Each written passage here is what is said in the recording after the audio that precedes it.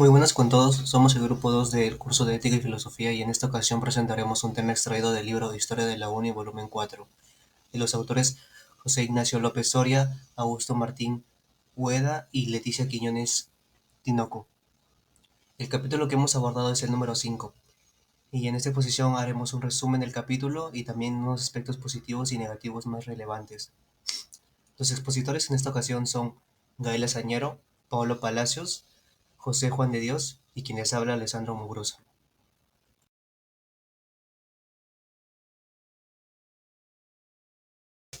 El marco legal. Desde 1941 la Escuela Nacional de Ingeniería se sometió a las leyes universitarias con categorías docentes como titulares, interinos, adjuntos y jefes de práctica. En 1946, la Ley 10555 introdujo criterios para ascender en la carrera de docente, producción académica, conocimiento y experiencia. Sin embargo, con el tiempo se priorizó el tiempo de servicio. La Ley de 1960 reconoció la docencia universitaria como carrera pública y estableció beneficios laborales para esta. La Ley de 1969 organizó la docencia en categorías ordinarias, extraordinarias y contratadas, con distintos niveles de dedicación, exclusiva, completa o parcial, ingreso por concurso y ascenso por evaluación. Docentes por cantidad, categoría y dedicación. La UNI amplió su planta de docentes a medida que aumentaban los estudiantes y especialidades, de 485 profesores en 1960 a 884 en 1983. Las categorías eran principalmente asociado, principal, auxiliar y jefe de práctica, siendo esta la última más numerosa. El ascenso era rápido debido a los requisitos académicos flexibles. Se contrató también a profesores extranjeros, especialmente argentinos, quienes fueron ascendidos a ordinarios, aunque en 1976 se les quitó esa categoría por no ser peruanos. Tras protestas y cambios legales, se reincorporó como docentes ordinarios con derechos completos. Perfeccionamiento de docente. Durante los años 60, la UNI promovió el perfeccionamiento de los docentes mediante becas, licencias y convenios con instituciones nacionales e internacionales. Los profesores participaron en posgrados, concursos de especialización e investigaciones, estas mismas en el extranjero.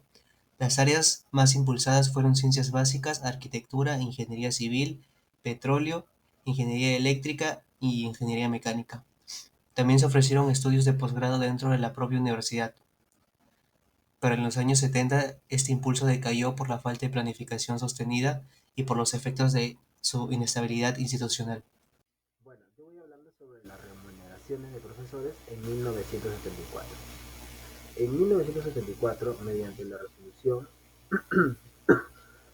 160674, el CONO propuso una nueva escala de remuneraciones para los docentes universitarios, la cual requería aprobación del Ministerio de Educación y a la asignación de fondos por el Ministerio de Economía.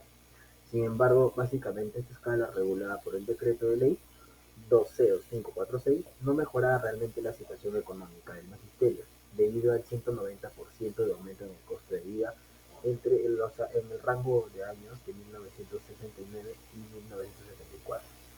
Ahora, durante 1976 y 1977 se intensificaron las gestiones del CONE y las autoridades universitarias ante el gobierno de Francisco Morales Bermúdez, buscando mejoras salariales.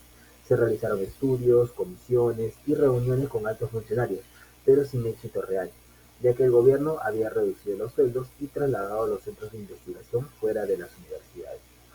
Por ejemplo, había como dedicación exclusiva, que principalmente eran 600, los asociados eran 1000 y los auxiliares eran 1100. El tiempo completo en principal era 800, en asociado era 1100 y en auxiliar era 1400. El jefe de práctica era 1600 soles. El rector de la UNI, Enrique Rival, denunció la crítica económica desde 1968.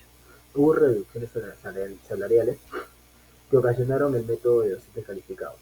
En 1978, los salarios en dólares eran apenas el 28,6% de los de 1974. Solo había 19 jefes de práctica nombrados para 10.300 estudiantes, uno por cada 542. Ahora, Rivas respetó que el deterioro salarial y presupuestal afectaba gravemente las enseñanzas y la investigación. La falta de inversión pública en educación superior generó la expansión de universidades privadas, en su mayoría orientadas a la profesionalización para sectores urbanos y no al desarrollo productivo. Ahora, también por ejemplo, en 1977, el Decreto de Ley 2017 mantuvo congeladas las remuneraciones, lo que llevó al CONUS a expresar públicamente su preocupación. Finalmente, en mayo de 1978, se promulgó la Ley 22187, que otorgaba bonificaciones transitorias pensionales, prácticamente que era para compensar el costo de vida, aunque fueron montos modestos y con tendencia a achatar la escala salarial. Durante 1976 y 1977, por ejemplo, las autoridades ante el gobierno de Francisco Morales Bermúdez buscaban mejoras salariales, como les había comentado en el TPT anterior. Ahora, lo que acá se puede rescatar es que prácticamente, como les había comentado arriba, resaltó que el deterioro salarial y presupuestal afectaba gravemente la enseñanza y la investigación.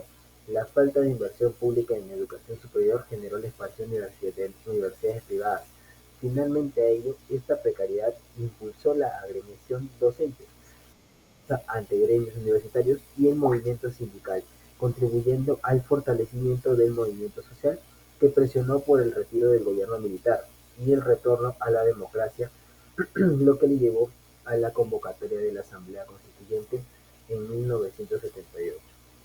Ahora, no olvidar también que la presión combinada de Aduni a Cuni y Aeuni culminó en la renuncia del rector César Sotillo en 1974, en el contexto de interinato. ¿Sí? Aduni prácticamente presentó propuestas de reforma estructural, la creación de un documento de política universitaria con ejes académicos, económicos y nacionales, planes a corto y largo plazo con evaluaciones periódicas, demandas de democratización de los órganos de gobierno universitario. Adicionalmente, los planes a corto plazo. Fundación y propósito de la UNI. La UNI fue creada formalmente el 10 de abril de 1970, amparada en el Estatuto General de la Universidad Peruana, con el propósito de defender los derechos laborales y académicos del cuerpo docente. Sus objetivos incluían exigir mejoras salariales, evitar despidos injustificados y promover la capacitación del docente y velar por los beneficios legales y sociales de sus miembros, básicamente. Ahora, ese fue el punto uno. El punto dos es la organización interna. Prácticamente junto a una directiva amplia, reflejando un modelo participativo, incluía cargos orientados no solo a funciones administrativas, sino también a actividades sociales y, como no, a culturales y deportivas, lo cual muestra una visión integral de la vida universitaria. Ahora, por ejemplo, en las primeras acciones gremiales y conflicto con las autoridades, en 1971 se realizaron elecciones internas para elegir su directiva. Desde 1974, la DUNI expresó su oposición a políticas impuestas por la administración universitaria, como la cuota mínima para ingreso, básicamente que consideraban elitistas y contrataría a la normativa vigente. Ahora teníamos también el tema de los paros y acciones, que eran prácticamente frente al gobierno. Por ejemplo, la DUNI organizó múltiples paros preventivos ante la rebaja de sueldos y el deterioro de condiciones laborales. Estas acciones provocaron la emisión de medidas gubernamentales, como el decreto de ley 20546, aunque la asociación criticó públicamente sus limitaciones. Dicho esto, por ejemplo, en la confrontación con el rector interino Yabar Dávila, la ONU mantuvo una posición crítica frente a las medidas del rector interino, especialmente por considerar que se violentaba la autonomía universitaria y se gobernaba con autoritarismo. Ahora, en el contexto político, prácticamente acusaron al Estado de eliminar cursos, suprimir sus investigaciones y restringir derechos laborales y académicos, claro está. Por ejemplo, señalaron que la universidad se alejaba de los intereses del pueblo y que la comunidad universitaria sufría una grave crisis institucional. Dicho esto, con autoridades interinas no representativas. Por ejemplo, en la línea de interpretación sugeridas, teníamos, por ejemplo, uno, que es la de UNI como actor político y educativo. No fue solo una asociación gremial, sino un agente activo con la defensa de la autonomía universitaria, los derechos laborales y la democratización de la universidad, que es lo que les comenté hace un momento. Ahora, tenemos en conflicto entre autonomía y racionalización. La tensión prácticamente entre el ideal de una universidad autónoma y una participativa versus las políticas de control y ajustes implementadas por el Estado que es CONUC y prácticamente los decretos de leyes. Atraviesa todo el texto. Ahora, la década de 1970 como bisagra crítica, que era prácticamente lo más esencial de lo que les acabo de comentar. Este periodo marca una transición del modelo universitario post-reforma de 1969 hacia uno marcado por las restricciones presupuestarias y los intentos de control político administrativo desde el gobierno militar. Buen día. A continuación voy a compartir algunos aspectos positivos que considero importantes destacar del capítulo sobre el cuerpo docente en la historia de la UNI. El primer punto que me pareció más interesante es el que la UNI exigía los altos estándares para ser docente. No bastaba con tener un título, también se requería experiencia profesional mínima de 5 años y producción académica, como libros e investigaciones. Esto demuestra que la universidad valoraba la calidad sobre el tiempo de servicio, al menos en sus inicios. Otro punto positivo es que la UNI se preocupó por el desarrollo profesional de sus docentes. Se ofrecieron becas, tanto nacionales como internacionales, para que los profesores estudien maestrías, doctorados o cursos de especialización. Además, se le dio facilidades como licencias con goce de haber. Esto tuvo una consecuencia muy positiva. Los docentes regresaban con nuevos conocimientos que aplicaban directamente en clase o en investigaciones, mejorando así la calidad académica de toda la universidad. También me llamó la atención la política de apertura hacia docentes extranjeros. Muchos fueron acogidos, incluso algunos que huían de dictaduras. Lejos de ver esto como un riesgo, la ONU lo entendió como una oportunidad para enriquecer su comunidad académica.